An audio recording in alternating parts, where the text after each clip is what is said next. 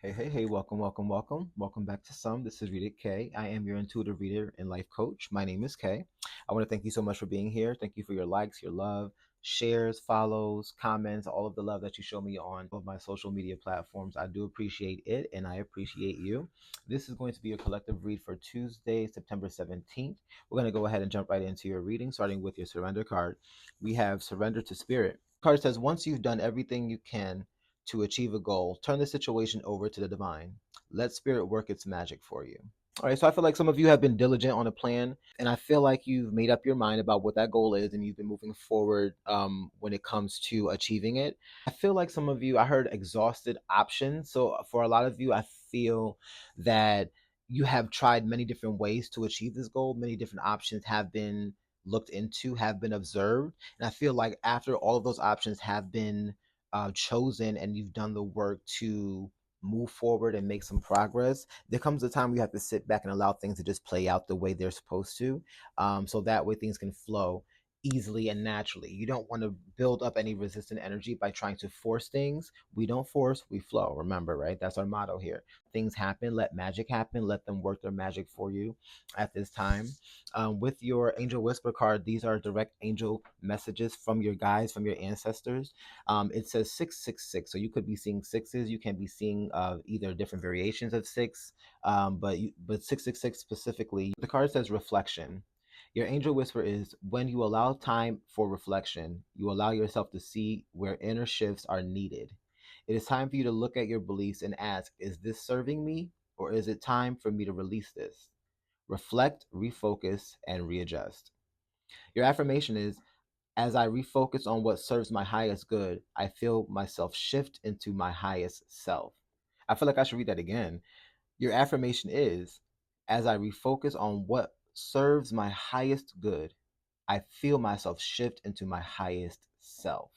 So this is all about balance and reflection, right? Sixes are also numbers of balance, of taking balanced approaches. So I feel like whatever approaches you're making toward a goal or toward a plan, taking a balanced approach when it comes to how much you give and how much you allow spirit to give to you, right? Knowing how much you put in and knowing when to wait. It's kind of like, I'm reminded of gardening. When you plant a seed, you know that it requires a certain amount of dirt, it requires a certain amount of water, it requires a certain amount of sunlight, it requires certain things. You have to tend to it. And every plant is different. Every seed is different. Some things need cold temperature, some things need warmer temperatures, different climates, different amounts of water, right? And you learn these things as you go.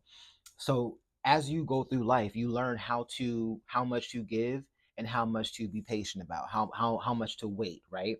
How much to pull back. When it's time to pull back, when it's time to be patient, and when it's time to take action, when it's time to put in and pour more into the situation, right? When more is required. And you gauge that by using your intuition and also how you feel. And so when you feel that something is serving you and serving your highest good and it feels right, that's what you focus on. That's why your affirmation says to refocus on what serves your highest good. When you focus on that, you can feel yourself shift into your highest self. You can feel yourself evolving into the higher version of yourself that we're all trying to get to. And it's not to be perfect, but to be the best version of yourself in all forms, in all areas. If I do feel like you are breaking cycles, I feel like you are taking an approach that is going to break a cycle in your generation. It will be something that will change something when it comes to your family dynamic. I feel like a lot of you, it could be in a career sector, it could be an idea that will create generational wealth, I heard.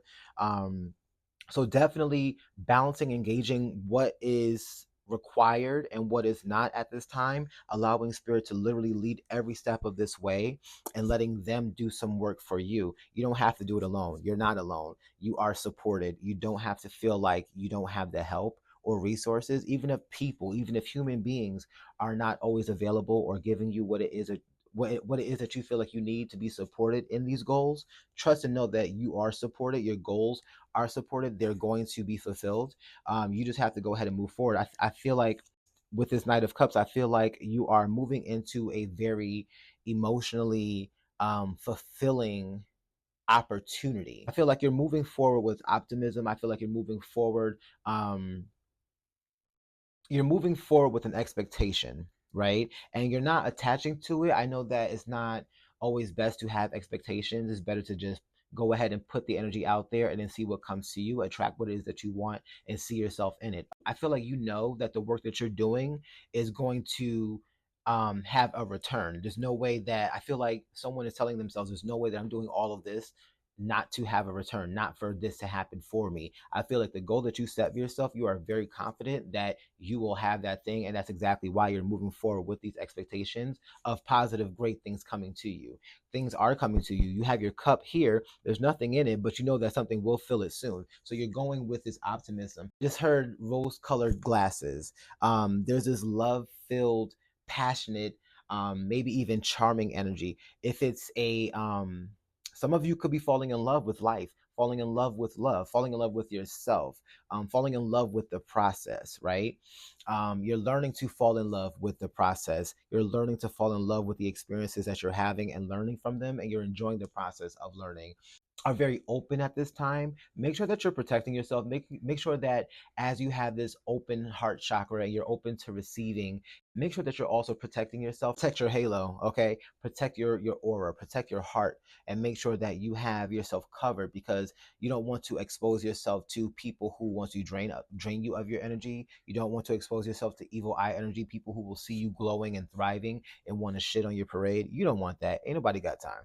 Make sure that you're doing the work to properly protect yourself, period. I feel like you're being inspired at this time. You're being creative and you're finding different opportunities and outlets that are available to you. And you have your cup open, and literally spirit is letting you know your cup will be filled. Know that when you focus on what is for you, you are aligning yourself with exactly what that is, what is for you. So guys, this has been your reading for September 17th. This is all I have for you today. I do love you so much for being here. If this resonated with any of you, let me know down in the comments. I do love communicating with you guys, and I do love hearing from you. And I love you in case no one told you today. I'll see you next time. Peace out.